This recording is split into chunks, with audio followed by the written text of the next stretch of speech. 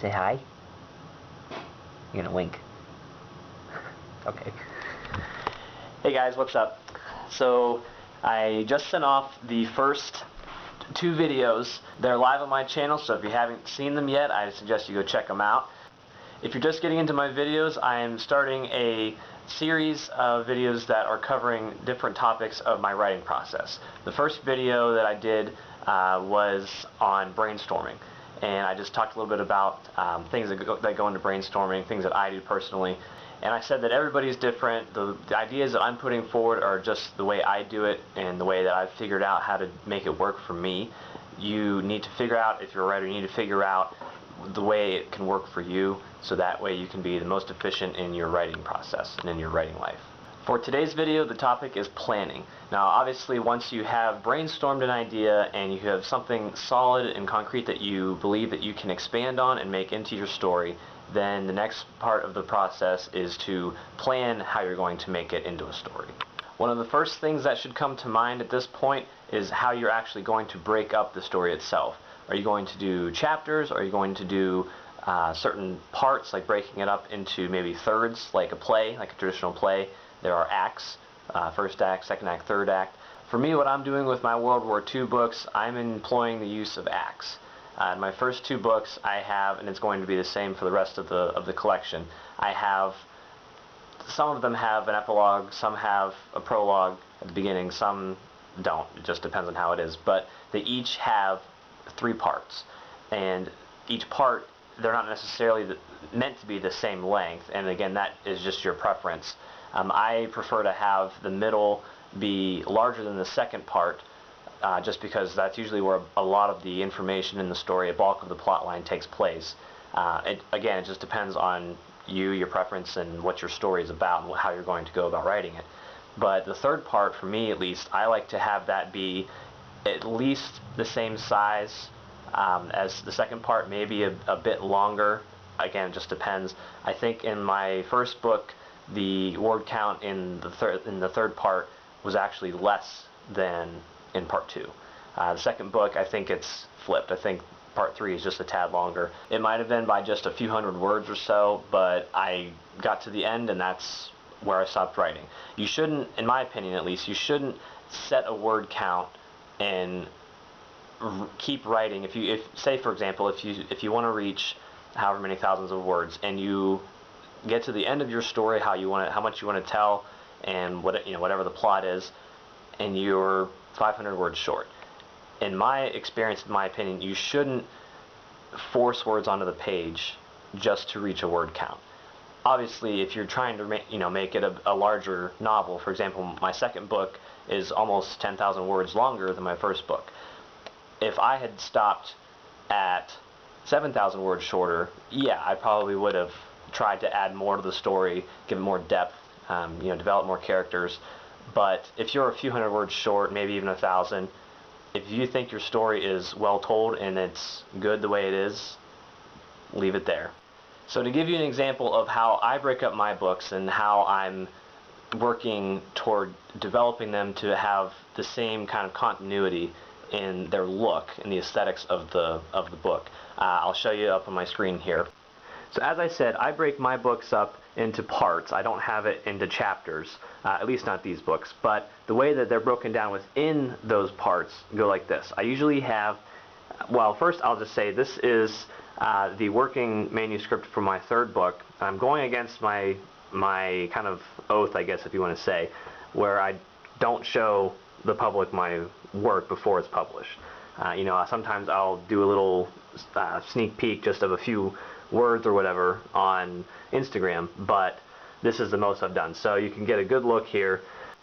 So you can see as I go along writing, then when I get to a point where I need to stop, if I'm done for the day or whatever the case may be, I usually put 3 X's at the next line down, or wherever I stop, just so I know and I remember that not only that's where I left off, but there is more to be added. If those weren't there, and obviously the context of the sentence before gives it away, but if it's just a paragraph, maybe the character has inner monologue, if that's just blank, I might forget that I was going to add more, and I might skip it, and then I won't catch it later until later in the process, if at all. So I do that, and then underneath of that you'll see one X, and that's just simply for, you know, to highlight something, to have the comments over here. In the comments I have a more detailed explanation of what I want to have happen in that different part. So like right here you can see you know, there's the X's for where the writing will be, and then there's for the comments. You'll notice here are 5 asterisks, and these serve as kind of the major dividing point throughout all the parts. There are usually 2 of these sets in each part, which then makes there to be 3 sections within each part. So really there are 9 sections in the book that are further broken down by these.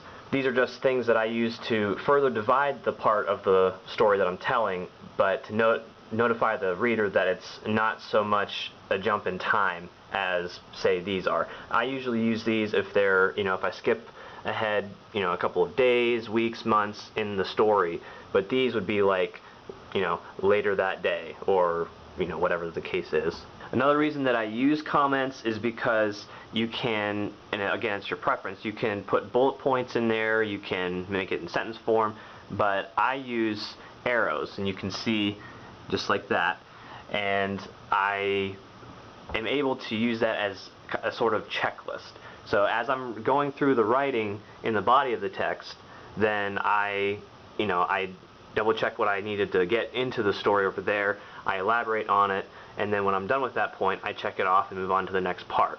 So that way I kind of keep a note in front of me as to where the story is heading, where I am, and, you know, what my progress is, so I don't always have to keep it in the back of my mind and keep it a mental note. Because if you're writing over many days, which most writers are, you tend to forget the little details, unless you're, you know, amazing, you have amazing memory. But it's good to do that, that way you can see it, and then you can flesh out the ideas further over here on this side of the page. So again, it's your preference as to how you go about breaking up your story and how you make that work for you. You know, the point of these videos is for me to share my experience and how I do it. You know, it may work for you, it may not, if you want to give it a try. Another aspect of the planning part of the process is to not plan too much. I don't think it's a good practice to try to get every little detail fleshed out and say, okay, now I'll start writing. Because inevitably, through writing, you'll come across bumps in the road that you couldn't foresee in the planning process. New ideas might spring up in your mind, and you might think that that idea might work better than your predetermined idea that you had jotted down. I would say don't plan ahead too much. It's good to a point, because you need to have some direction where you're going, obviously. But if you can allow yourself some room for creativity or spontaneity to come up later down the road, you'll probably be better off than not. I published a blog post back in December, and I'll include it in the description below. It was on my writing process, just kind of a general survey of it. In that blog post, I mentioned something about skeleton form. Skeleton form is just a term that I use to describe what I just showed you. It's the bare bones layout of the story. No words are written yet, it's just the structure of the story and the details in the comments on the side. With my first book, more than my second, I really just, you know, had the skeleton form there, and then a lot of the details and the meat of the story came out while I was writing. It just came to me as I went along. I didn't have too many details predetermined. I just had the general flow of the plot. I knew where I wanted the character to go, kind of what I wanted her to experience, but in terms of the specificity of it, that came along down the road. And again, that comes back to what I said earlier about not planning too much. For the second book that I wrote, I did a good job of making sure that I had all the skeleton form planning done before I started writing. Because something that can become tempting is, as you're planning your story, an idea springs up in your head and you might think, I want to write about that now, and you veer off from that. Sometimes that can be good, it just depends, but in my experience I always try to get my planning done first, lay it out in front of me. That way I can go through it, and if there's any problem or if there are any kinks in the plot that I think need ironed out, I take care of that before the writing starts. Because if you start writing, you're in a flow, then you stop because something came up that you didn't foresee, that could stall you with your writing, and then that can slow your project down.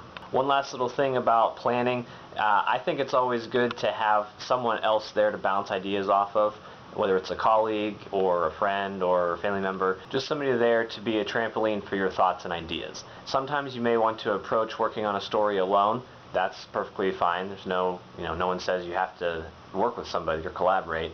But a lot of the times it's a good idea to do that. So again, that just comes as your preference, and if you don't do that, give it a try. It might work out for you, it might not, but then at least you'll know. So that's basically my little spiel about planning. I hope it allows you a good opportunity to see into my writing process and maybe take away something that you want to try or that you think might work better for you. One last thing before we go today, I'd like to talk quickly about a campaign that I recently launched on GoFundMe.com. If you haven't heard of GoFundMe, it's basically a crowdfunding site that many people use. I forget the numbers on it right now, but so much money has been raised through that for various causes. You can go in, and if you want to set up a campaign for yourself, you can title it, you can add a picture, you can share it on social media, and you can pick the kind of campaign that it is. If it's a personal thing, or if it's for a business or for charity. And in my case, the campaign that I started is to help support and raise money for the National World War II Museum in New Orleans, Louisiana. If you can't tell by now, I'm a big World War II history buff. I just am intrigued by the time period. It was a very pivotal moment in world history, and a lot of what happened there changed the world for the decades to come.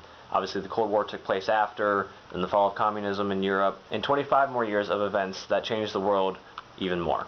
The history of the Second World War means a lot to me as a historian and as a student of history, and I want to help preserve that and help keep that alive for years to come. The museum does a lot of great things. They have exhibitions, they have programs for all ages, and just a lot of things that help people of today understand the history of yesterday, or in this case, 70 years ago. With this being my first campaign, I didn't want to set too high of a goal, so I figured $5,000 would be a reachable goal, an attainable goal.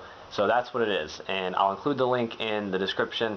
So please, I encourage you to go check it out. Even if you don't give any money, it's still a good thing to be aware of. You can tell your friends, family, and co-workers about it, and you never know, a little word might go a long way, and it could all be because of you. So thank you for listening in about it, and if you do donate, thank you very much. I really appreciate it, and I'm sure the museum will appreciate it too. So that's all I have for you guys today. If you liked the video, please give it a thumbs up. If you're not a subscriber yet, please subscribe. And if you haven't checked out the brainstorming video, especially if you're a fellow author, I encourage you to do that. I really would like to hear your comments and your opinions about what I'm talking about. Again, that comes back to me really being a fan of collaborating and networking, especially in writing, because it helps us all grow together and understand each other. You want to say bye, Zaz?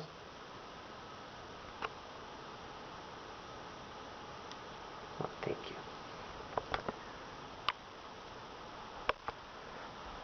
You want to say bye, Zaz? I want to go back to bed. Alright guys, thanks.